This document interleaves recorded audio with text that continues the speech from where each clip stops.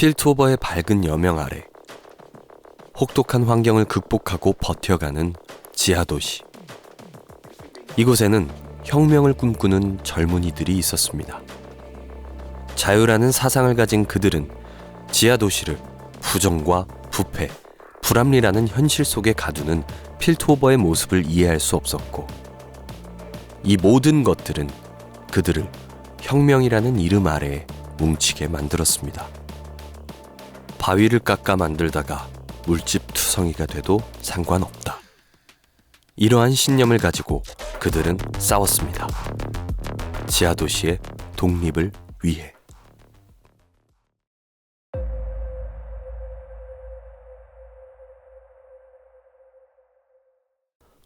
필토버와의 항쟁에서 선두에 선 이들이 있었습니다.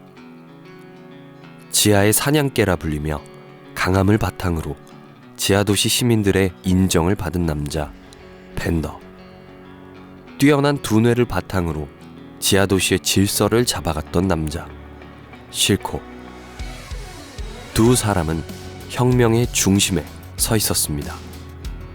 하지만 한 번의 잘못된 선택으로 단단했던 바위는 부서지게 됩니다. 지하도시 해방작전. 수많은 갑질과 부당한 거래로 지하도시의 시민들을 약탈하던 집행자들의 악행을 지켜본 실코는 필토버와의 싸움에서는 어떤 수단이라도 정당화될 수 있다고 주장했습니다. 대화를 통해 해결될 문제였다면 진지하게 해결되었을 문제였을 것이라고. 오랫동안 지속되어 온 굴레를 끊는 방법은 강력한 힘뿐이라고 말이죠. 그렇게 거사는 시작되었습니다. 결전의 장소인 진보의 다리 위에서 집행자들과 맞닥뜨린 혁명단. 실코는 선제 공격을 통해 우위를 점하려 하였으나 필토버의 기술력은 지하도시의 전력을 아득히 상회하였습니다. 압도적인 화력으로 밀어붙이는 집행자들의 공격에 혁명단의 찬란한 꿈은 처참한 패배와 동료들의 죽음으로 돌아왔고, 누군가에게는 상처를, 누군가에게는 회의감을, 누군가에게는 슬픔을 준 전투였습니다. 하지만 실코에게는 되려 강한 반발심과 복수심을 불태우게 된 계기가 되었고, 실코는 벤더에게 다시 준비하여 필토버와의 전쟁을 선포하자 말했습니다. 하지만 벤더는 부모를 잃은 어린 두 소녀를 보고 그 제안을 거절하였고, 전투가 아닌 협상을 추구했습니다. 가장 앞서서 지하도시를 이끌었던 벤더의 변심에 실코는 분노를 제어하지 못하고 두 사람은 처절한 싸움을 하게 됩니다. 벤더는 자신의 뜻과 반대되는 실코를 죽이려 하였고, 너무나도 강했던 그와의 싸움에서 실코는 왼쪽 눈에 큰 상처를 입게 되고 벤더를 철저히 적으로 여기게 됩니다.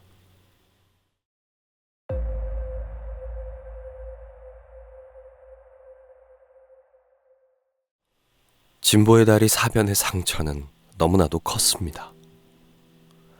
원대한 계획의 실패로 인한 상처, 사랑했던 동료들을 잃은 것에 대한 상처, 가장 소중한 친구에게 배신을 당한 상처.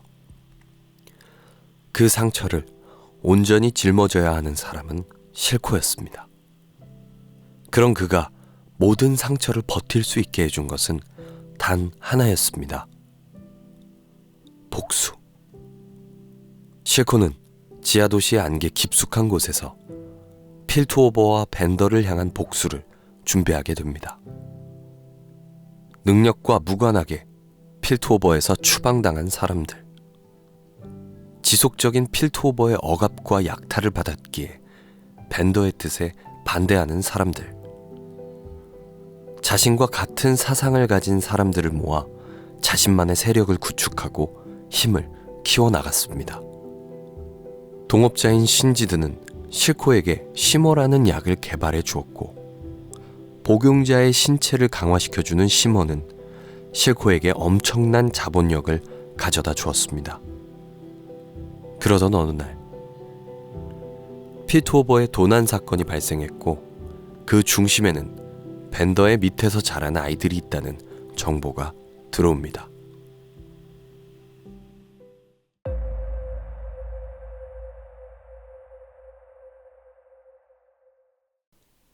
필트오버의 횡포는 날이 갈수록 심해졌습니다. 사건의 빌미로 지하도시의 경제를 마비시키고 평범한 시민들의 삶을 망가뜨리기 시작했습니다.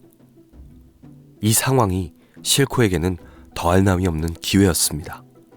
다시 한번 지하도시를 통합하고 지금까지 준비해왔던 기술력을 바탕으로 필트오버와의 리벤지 매치를 이룩할 수 있을 것이라 실코는 생각했습니다.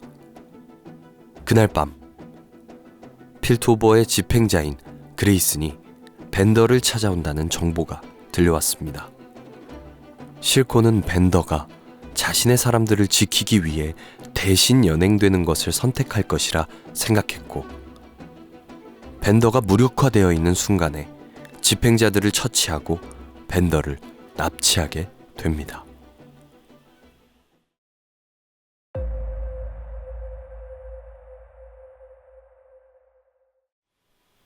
자신의 본거지로 벤더를 데려온 실코는 지하도시의 지도자인 그를 다시 한번 설득해보려 합니다. 하지만 벤더는 시머를 복용한 괴물들을 동원해도 필트오버는 이길 수 없다며 실코의 의견을 받아들이지 않았습니다. 지하도시에서 가장 강한 남자였던 벤더가 자신을 배신한 것도 모자라 나약한 소리를 하고 있는 모습을 보며 실코는 극심한 회의감에 빠집니다. 벤더는 자신을 죽이는 건 괜찮지만 필트오버와 싸우지는 않겠다 답하였고 실코는 벤더를 설득하는 것을 포기하고 그를 가둬두게 됩니다. 실코는 생각했습니다. 벤더를 가둬두면 그 아이들은 벤더를 구하기 위해 이곳에 올 것이고 그 아이들을 제거하는 것이 벤더를 돌려놓을 수 있는 유일한 방법이라고 말이죠. 실코의 예상은 적중했습니다. 바이올렛과 그녀의 친구들은 벤더를 구하기 위해 이곳에 잠입했고 실코와 마주치게 됩니다. 실코는 부하들에게 바이올렛을 제거하라고 명령하였지만 벤더에게 배운 격투술로 부하들을 제압하는 바이올렛을 보고 실코는 급기야 시머를 사용하게 됩니다. 시머를 복용한 디카드가 벤더와 바이를 처리하려는 순간 한 마리의 원숭이 인형이 나타났고 알 수 없는 큰 폭발이 일어났습니다. 폭발의 여파로 벤더가 풀려났고 시머를 복용한 디카드와 호각으로 싸우는 벤더를 보고 실코는 지난날의 흉터를 되새기며 벤더의 등에 칼날을 깊숙이 찔러 넣었습니다. 다시 예전으로는 돌아가지 못할 것이라는 생각을 하며 말이죠. 하지만 벤더는 그렇게 호락호락하지 않았습니다. 바닥에 떨어진 시머를 자신의 몸에 주입하고 디카드를 가볍게 제압해버리는 벤더.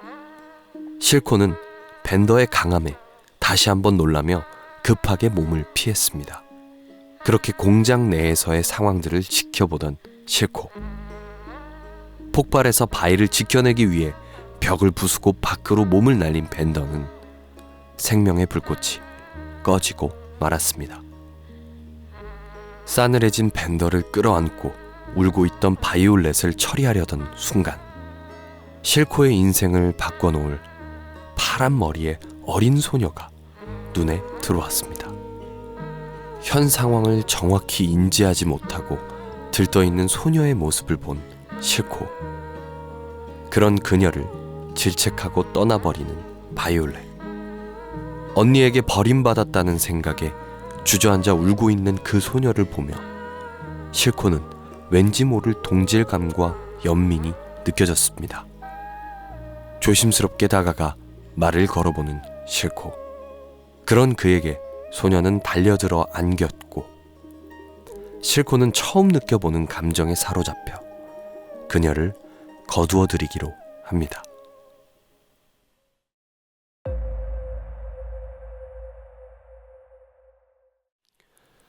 벤더가 죽은 뒤 몇 년의 시간이 흐르고 많은 변화가 생겼습니다. 필트오버에서는 마법공학의 개발로 인해 마법공학 정거장이 개발되면서 엄청난 성장을 누리고 있었습니다. 그로 인해 지하도시는 더욱더 도태되기 시작했죠. 실질적인 지도자가 된 실코는 자운이라는 도시로서의 독립을 이루기 위해 원대한 계획을 실행 중에 있었습니다. 자신의 최측근인 징크스와 세비카를 데리고 말이죠. 하지만 사건이 발생합니다. 지하도시에서 실코를 견제하며 벤더의 뜻을 이어가기 위해 모인 단체 저마단. 저마단은 실코의 폭력적인 해결 방식을 반대하였고 필트오버의 부패 공권과 밀거래를 진행 중이던 세비카를 습격했습니다. 하지만 그 계획에 함께 참여한 징크스를 잘못 건드리게 되었고 징크스에 의해 현장은 폭발에 휩싸였습니다. 이로 인해 실코의 계획에 차질이 생겼고 현장에서 징크스의 총격에 아군들마저 총상을 입은 채로 상황은 마무리되었습니다. 세비카는 실코에게 돌아와 징크스를 질책합니다. 하지만 몇 년의 세월 동안 실코에게 징크스는 딸과도 같은 존재가 되었고 실코는 오히려 실패에 대해 내세우며 세비카를 질책하게 됩니다. 징크스가 이 모든 이야기를 듣고 있던 것을 알고 있었던 실코는 징크스에게도 왜 그렇게 했는지 물었고 징크스는 바이랑 비슷한 핑크빛 머리의 여자를 봐서 그랬다고 말합니다. 징크스에게도 죄를 물어야겠다 생각한 실코는 뒷수습은 세비카에게 맡기겠다고 말하며 징크스를 배제하게 됩니다. 순간 징크스의 머릿속에서 아픈 기억이 떠오르게 되었습니다. 어렸을 적 어떤 일이든 본인이 참여하기만 하면 실패한다 하여 붙여진 별명이 징크스였고 중요한 작전에서 제외되었던 징크스였기에 본인을 제외한다는 것에 대해 아주 민감했습니다. 실코와 함께 살며 실코의 폭력성을 그대로 물려받은 징크스는 필트오버에서의 대폭발을 통해 본인에 대한 인식을 강하게 줘야겠다 생각했고 마법공학의 개발로 인해 축제를 진행 중이었던 필트오버의 공간에 폭탄 테러를 일으키게 됩니다. 그 일로 인해 6명의 집행자들이 죽게 되고 지하도시는 또다시 필트오버의 강력한 견제를 받게 됩니다. 지속적인 징크스의 만행으로 자신의 계획에 차질이 생겨 더 이상 참을 수 없었던 실코는 징크스에게 찾아가지만 마법공학 수정을 완벽하게 가공해낸 징크스. 진보의 날을 축하하며 실코에게 새로운 발명품을 공개합니다. 실코는 매번 자신의 생각을 뛰어넘는 징크스를 보며 징크스를 사랑할 수밖에 없게 됩니다. 그녀가 각성하여 자신의 재능을 마음껏 발휘하길 바랬고 언니에게 버림받았다는 트라우마와 유일한 혈육인 언니를 지키지 못했다는 괴로움으로 불안했던 징크스가 더욱 단단해질 수 있도록 도와주고자 합니다. 수년 전 벤더와의 싸움이 있었던 그 장소로 징크스를 데려갔습니다. 본인이 벤더에게 느꼈던 배신감. 그 배신감은 자신을 더욱더 강한 존재로 만들어 주었고 징크스 또한 그런 존재가 될 수 있다 말해줬습니다. 하지만 이때 징크스를 뒤흔들어 놓는 소식이 들려옵니다. 바로 죽은 줄 알았던 언니인 바이가 살아있다는 소식이었습니다. 징크스의 테러 현장에 있었던 케이틀린이 사건의 범인을 조사하던 중 죽지 않고 스틸워터 교도소에 수감되어 있던 바이를 찾게 되었고 바이가 지하도시와 깊은 연관이 있다는 사실을 알게 되어 바이와 함께 지하도시에 내려오게 되면서 징크스를 찾는 바이의 행적을 부하들이 발견하게 된 것이었습니다. 혹여 징크스가 바이를 보게 되면 흔들릴까 두려웠던 실코는 부하들을 시켜 바이를 처리하라고 명령하게 됩니다. 하지만 눈치 빠른 징크스가 이 상황을 모를 리가 없었습니다. 그렇게 실코가 자리를 비운 사이 징크스는 바이를 잡으려다 실패했다는 세비카의 보고를 듣고 세비카를 묶어 추궁하게 되고, 평소 냉정했던 실코가 징크스로 인해 흔들리는 모습에 불만이었던 세비카는 징크스에게 바이가 돌아왔다는 사실을 알리게 됩니다. 이 상황을 알지 못한 실코는 징크스를 지키기 위해 혈안이 되어 있었고, 모든 수단과 방법을 동원해 바이와 케이틀린을 궁지에 몰게 되지만, 벤더의 수제자였던 바이는 탁월한 운동신경과 센스로 이 상황을 타개하고 도망치고 있었습니다. 바이의 생존 사실을 알게 된 징크스. 실코가 모든 것을 속였다는 것을 안 징크스는 바이와 했던 약속을 기억하며 푸른색 신호탄을 터뜨리게 됩니다. 또다시 바이를 놓치고 징크스를 잃을까봐 두려워하던 실코. 징크스의 신호탄을 보고 징크스에게 달려가는 바이. 푸른 빛에 감싸여 바이를 기다리는 징크스. 실코의 모든 계획은 그렇게 부서지는 중이었습니다.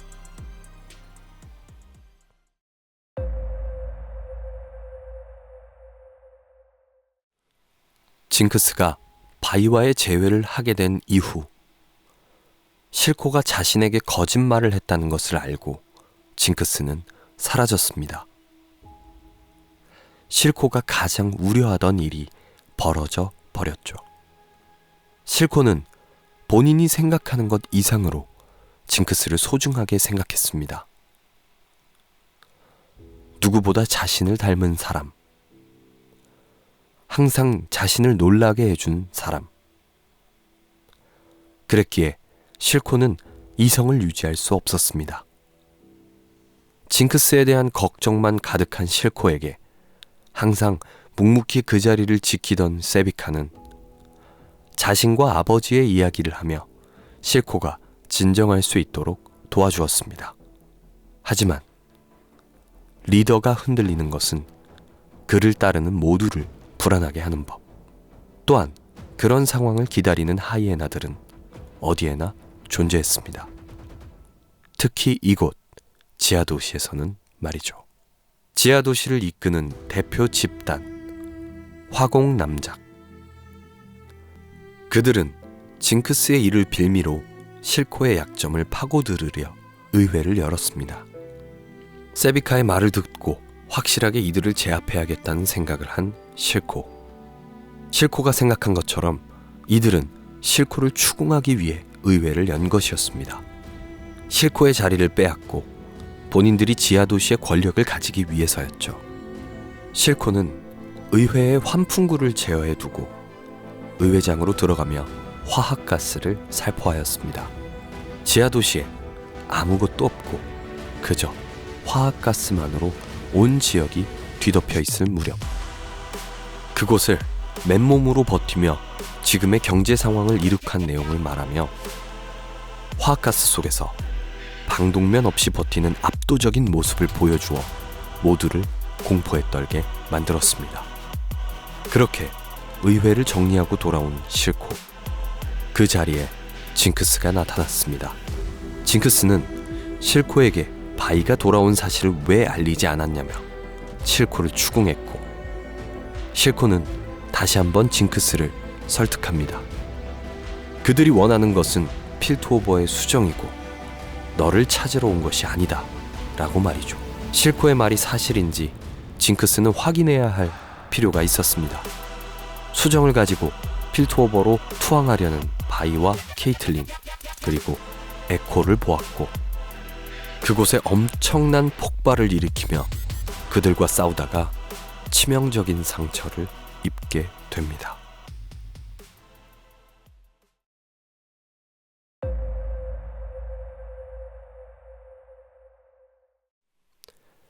실코는 모든 것을 잃었습니다.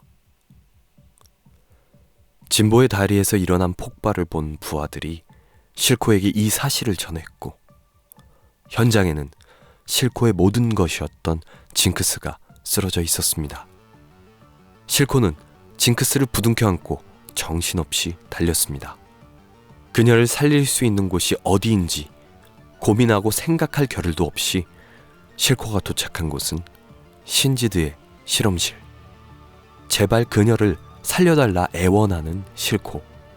신지드는 그녀를 살리기 위해선 그 어떤 것도 동의하겠냐 말하고 실코에게 선택지는 하나뿐이었습니다.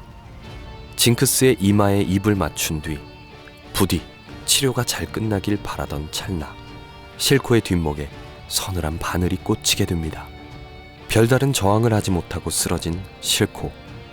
몇 시간이 지났을까?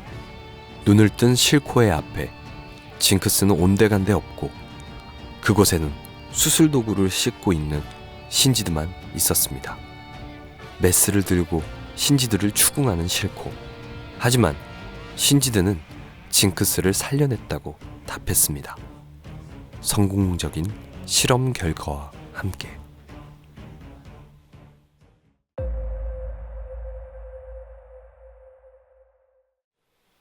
징크스의 진보의 다리 폭파 사건으로 수많은 집행자들이 죽고 필토버에서는 이 만행을 두고 볼 수 없다며 제이스를 비롯한 의원들의 결정으로 실코의 공장을 쳐들어오게 됩니다. 그 과정에서 화공남작 중 한 명인 레니의 아들이 죽게 됐고 화공남작들은 다시 한번 실코에게 항의를 합니다. 또다시 모든 일을 징크스에게 맡길 것이냐고 말이죠. 실코는 냉정하게 판단하기에는 너무 늦어버렸습니다. 이미 실코의 온 신경은 징크스에게 쏠려 있었기 때문입니다.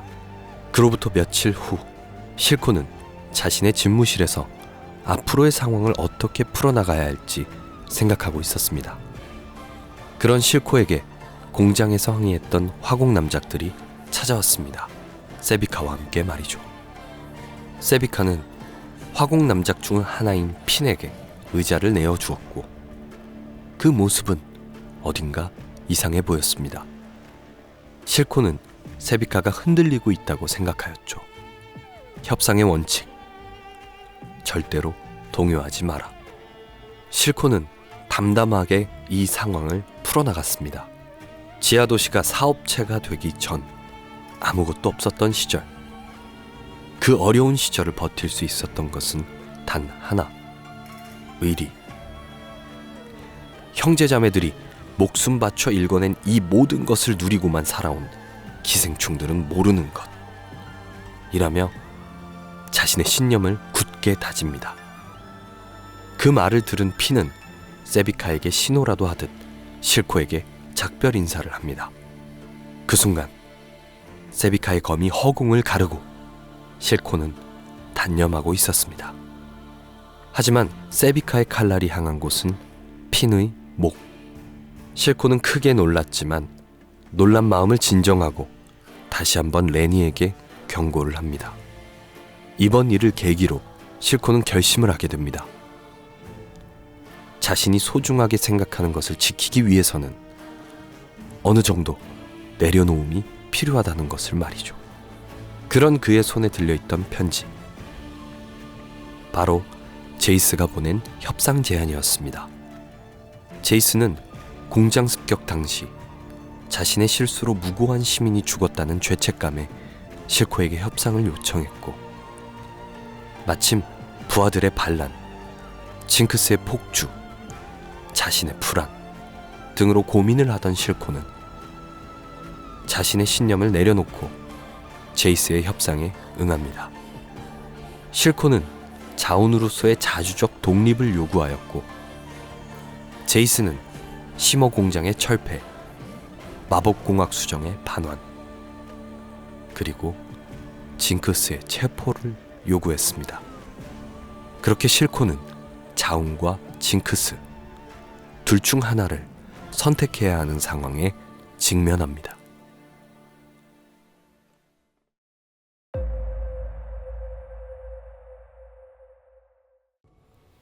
지하도시의 중심, 가장 선망받던 지도자의 동상 앞, 실코는 고민에 빠졌습니다.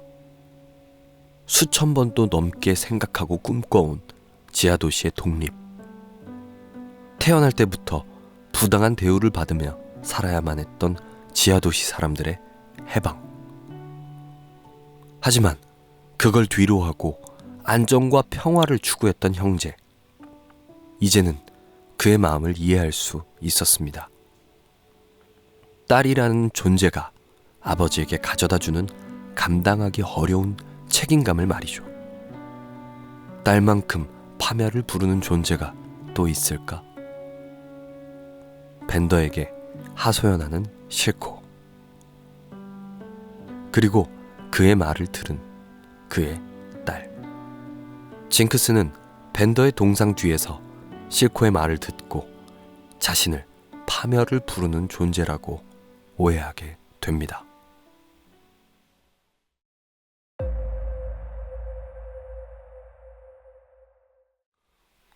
캄캄한 어둠 속 소리치는 딸의 목소리. 정신을 차려보니 실코는 예전 벤더와의 결전이 있었던 버려진 심어 공장이었습니다. 그곳에는 당시 사건 현장에 있었던 사람들의 인형들과 바이가 있었습니다.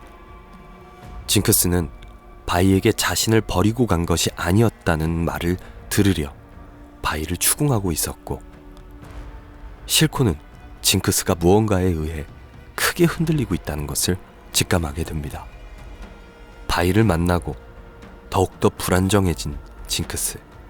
실코는 모든 것을 버리고 떠나자는 바이의 말에 흔들리는 징크스를 보고 징크스를 설득합니다. 저들은 너가 파우더가 아닌 징크스가 되었다는 것을 느끼면 또다시 너를 버릴 것이다 라고 말이죠. 징크스는 실코와 바이의 사이에서 갈등하면서 이상 증세가 심각해졌습니다. 그로 인해 환각들과 싸우다가 총을 난사했고, 그 총에 맞은 것은 다름 아닌 실코였습니다. 그렇게 실코는 자신의 일생에서 처음으로 모든 것을 걸어 지키려고 했던 자신의 딸에게 최후를 맞게 됩니다. 지하도시의 자주적 독립을 위해 그 누구보다 열정적으로 싸워왔던 남자. 거칠고 험한 지하도시의 슬럼을 두뇌와 냉철함으로 지배한 남자. 혼돈 속에 질서를 확립했던 그의 이름은 실코.